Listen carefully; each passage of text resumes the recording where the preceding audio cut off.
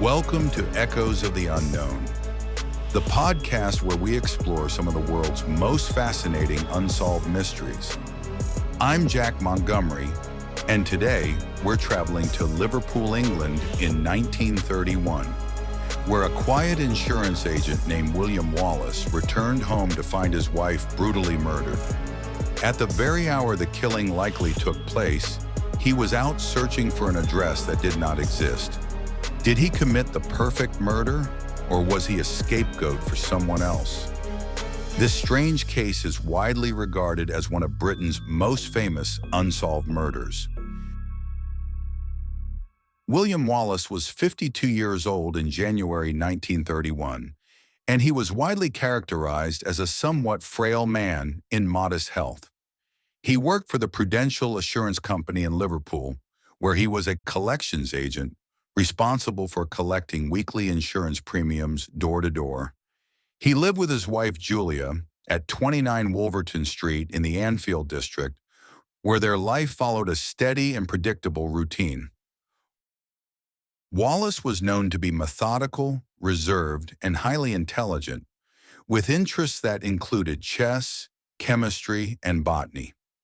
In 1928, he learned to play the violin to enable him to accompany Julia, who was an accomplished pianist, in musical evenings, where they occasionally entertained small gatherings at their home. To neighbors, they appeared respectable but private, a quiet couple living an orderly life that gave no outward hint of violence or turmoil. That sense of routine was broken on the evening of January 19th, when Wallace attended a meeting of the Liverpool Central Chess Club to play a scheduled chess game. While there, he was handed a message which had been received at the club by telephone about 25 minutes before he arrived. The caller identified himself as R.M. Qualtrough. The man asked Wallace to stop by an address at 25 Menlove Gardens East in Liverpool at 7:30 p.m. the following evening to discuss an insurance matter. At first glance, it seemed like a routine business inquiry, but the name, the address, and the timing would soon take on far greater significance. A few minutes after 7 p.m. on the evening of January 20th, Wallace set out to keep the appointment, traveling by tramcar to the Menlove Gardens area in South Liverpool, a journey that took around 30 to 40 minutes. Once there, he asked several passers-by in the neighborhood for directions in an attempt to locate the address he had been given, but to no avail. Wallace also spoke to a policeman on his beat and made inquiries at a nearby newsagent's shop, but nobody he asked was able to help him in his search for the address or the mysterious Mr. Qualtrough. He quickly discovered that while Menlove Gardens was divided into north, south, and west, there was no east. After spending approximately 45 minutes making inquiries and retracing his steps, and even calling at the property located at 25 Menlove Gardens West, Wallace eventually abandoned his search and began his journey home. Wallace arrived back at Wolverton Street at approximately 8:45 p.m., where he encountered his neighbors, John and Florence Johnston, in the back alleyway as they were heading out for the evening.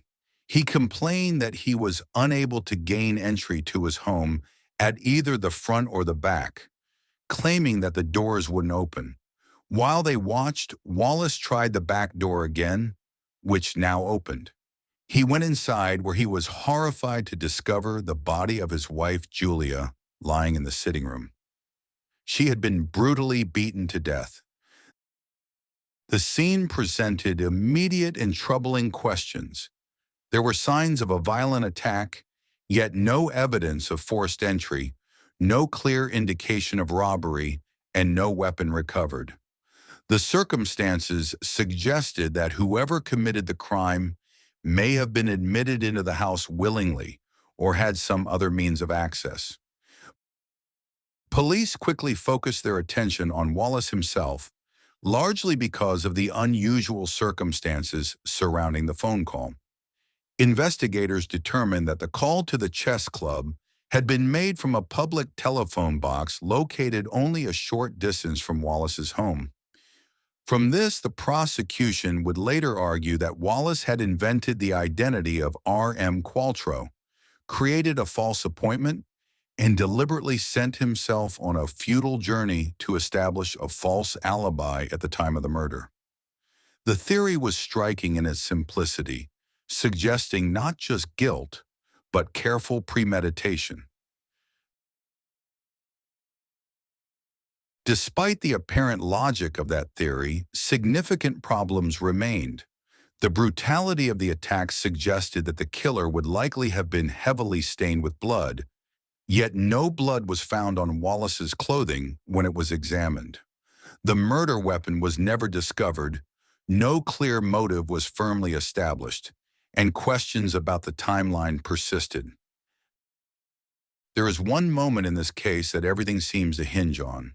At around 6:30 the evening of the murder, a young milk delivery boy, often identified as Joseph Briggs, arrived at the Wallace home. He was on his usual round and nothing was out of the ordinary. He later said he spoke briefly with Julia. Just a normal exchange, a familiar face at the door.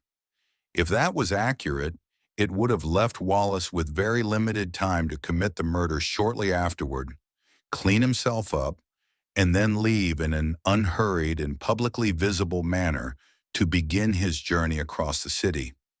If Julia was indeed still alive at 6:30 p.m., that would have created a razor-thin window, since her husband left the house shortly after that, setting off on his strange journey. Over the next couple of weeks, Wallace was interviewed repeatedly by the police. They focused heavily on his movements on the night of the crime, the mysterious phone call directing him to the non-existent Menlove Gardens East, and his timeline and alibi. He was brought in for longer, more structured questioning sessions by police at the headquarters of the Criminal Investigation Department, which investigates murder cases. He was asked specific questions about whether the Wallaces had a maid, why he had subsequently asked the man who had taken the telephone message at the chess club to be specific about the time he took it, and whether he had spoken to anyone on the street on his way back to his house from his abortive attempt to find Mr. Qualtrough. The police had evidence that the telephone box used by Qualtrough to make his call to the chess club was situated just 400 yards from Wallace's home. Although the person in the cafe who took the call was quite certain it was not Wallace on the other end of the line. Nevertheless, the police began to suspect that Qualtrough and Wallace were the same man. When Julia's body was first discovered, the initial assumption of the police was that she actually had been killed later in the evening at around 8 p.m. But if that was true, Wallace could not have done it. After all, he was out wandering around Liverpool at that time, chasing an address that didn't exist. So the timeline had to change. Gradually, the estimated time of death was pushed earlier, from around 8 o'clock in the evening to closer to 6:30, just early enough to place Wallace inside the house before he left on his strange errand. And with that shift, everything changed. Now the prosecution could argue that Wallace killed his wife, then calmly walked out the door, stepping into the night to manufacture his alibi. That would have left him with an extremely narrow window in which he could possibly have committed the crime, before emerging blood-free and composed only minutes later to catch his tram. But here's the problem. That new timeline wasn't fixed by hard evidence. It came from medical opinion at the time, based on body temperature, blood condition, and rough estimates of digestion. Methods that could only suggest a broad window, not a precise hour. In other words, the most important detail in the case was never truly pinned down.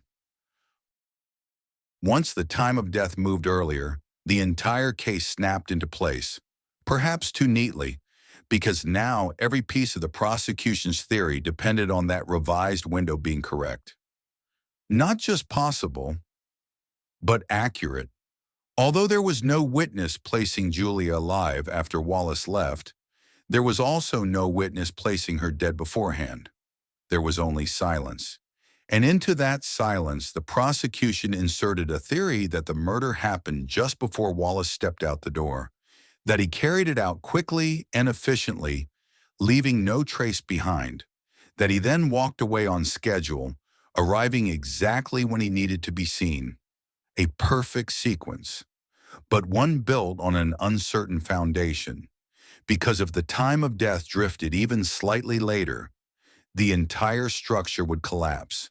And suddenly, the case against William Wallace wouldn't have just weakened, it would have disappeared. But here's the unsettling part. The milk delivery boy didn't check a clock. He wasn't marking history, just making deliveries. His time was based on routine, on memory. And if that memory was off by even 10 or 15 minutes, then the last confirmed moment Julia was seen alive begins to drift. And with it, potentially the entire case. Liverpool police were convinced that it would have been possible for Wallace to return home, murder his wife in a burst of violence, change his clothes, remove any signs of blood, lock the house, and then calmly walk to the tram stop before setting out on the journey to create an alibi. All this before neighbors or passers-by noticed anything unusual. They attempted to prove this by having a fit young detective go through the motions of the murder and then sprint all the way to the tram stop. Detectives repeatedly reconstructed Wallace's route on the night of January 20th, retracing the same tram rides, walking the same streets, and timing how long it took to search for the mysterious address, 25 Menlove Gardens East. They walked the route again and again, pushing the pace, shaving off seconds, tightening the margins. And on paper, it worked. Barely. Wallace's defense team conducted route and timing recreations of their own, focusing primarily on the journey surrounding the mysterious Qualtrough telephone call and Wallace's travel movements. They were attempting to show two key things. First, that Wallace was not the person who made the phone call, and second, that the prosecution's timeline was extremely tight, perhaps impossibly tight, for Wallace to have committed the murder. The broader defense argument was that the entire prosecution case relied on speculative timing assumptions. The defense team attacked the timing tests conducted by the police as unrealistic, saying that the route took longer than police claimed, and emphasizing that the detective was far younger and fitter than Wallace. The defense ran their own tests, same route, same distance, but at a normal pace. No rushing, no urgency, just an ordinary man walking through the streets of Liverpool. And what they found shattered the illusion of precision. At a realistic speed, they argued the timeline didn't just tighten, it collapsed. Because this wasn't just a walk. This was a brutal, chaotic murder. One that would have taken time, effort, and control. Time to kill, time to leave. The defense did not need to prove what happened inside that house. They only needed to prove one thing, that the timeline demanded the impossible. Because for Wallace to be guilty, every second had to fall into place with mechanical precision. No hesitation, no delay, no mistake. A violent killing carried out flawlessly, followed by a calm departure into the night. But real life doesn't work that way. Murders are messy, unpredictable, human. The defense made the jury confront a simple question. Not if the murder as laid out by the prosecution was possible, but if it was likely. Because even a delay of 1 or 2 minutes, a single misstep, a moment of panic, and the entire sequence falls apart. Forensic examination of the crime scene had revealed that Julia's attacker was likely to have been heavily contaminated with her blood, given the brutal and frenzied nature of the assault. However, Wallace's suit, which he had been wearing on the night of the murder, was examined closely and no traces of bloodstains were found. The police formed the theory that a Macintosh waterproof raincoat, which was inexplicably found under Julia's corpse, had been used by a naked Wallace to shield himself from blood spatter while committing the crime. However, examination of the bathtub and drains revealed that they had not been recently used. The only trace of blood found was a single tiny clot in the toilet pan. Its origin could not be established, but it was alleged to have been the result of inadvertent cross-contamination by the police. Despite Wallace's consistent denial that he had anything to do with the brutal crime, he was arrested on February 2nd and formally charged with murder the following day. His trial began on April 22nd at the Liverpool Assizes, one of the high-level traveling courts that at the time were the venues in England for serious criminal and civil trials. The case against Wallace was presented entirely through circumstantial evidence. After deliberating for just over an hour, the jury returned a guilty verdict, and on April 25th, Wallace was sentenced to death. A member of the Liverpool Central Chess Club named F.J. Saalfeld, who was there when that mysterious call came in, was present in the courtroom. He stated at the time, "What probably harmed Wallace most at his trial was his extraordinary composure. Like every other observer, I found enigmatic his seeming indifference to his surroundings. Shock, callousness, stoicism, confidence, we shall never know." The staff union of the Prudential Assurance Company, where Wallace worked, played a remarkable and highly unusual role in his case. After conducting its own private mock trial in London, which reportedly concluded unanimously that Wallace was innocent, the union decided to financially support both his legal defense and his subsequent appeal. The following month, in a dramatic and unprecedented move, the Court of Criminal Appeal overturned the jury's guilty verdict on the grounds that it cannot be supported, having regard to the evidence. Wallace was set free. It was a landmark decision in British legal history, and it meant that the jury was wrong in law, and in fact there was no evidence against Wallace. Over the years, attention has occasionally shifted away from Wallace toward other possible suspects, though none were ever charged. One of the most frequently discussed figures is Richard Perry, a young junior associate at Prudential.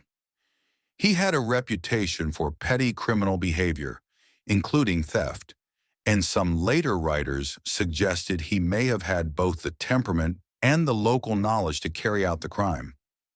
Perry would have been familiar with Wallace's daily routines, his routes, his habits, even his schedule on a given evening. That detail has led some to wonder whether the baffling Qualtrough phone call, the call that drew Wallace away from the house, could have originated from someone inside his own professional circle. It's a theory that adds an unsettling layer to the case, that the deception may not have come from a stranger, but from someone who knew Wallace well enough to plan it. These ideas largely developed after the original investigation and were never substantiated by police at the time. His name lingers only in the shadows of speculation, a possibility that can never be fully confirmed or completely dismissed.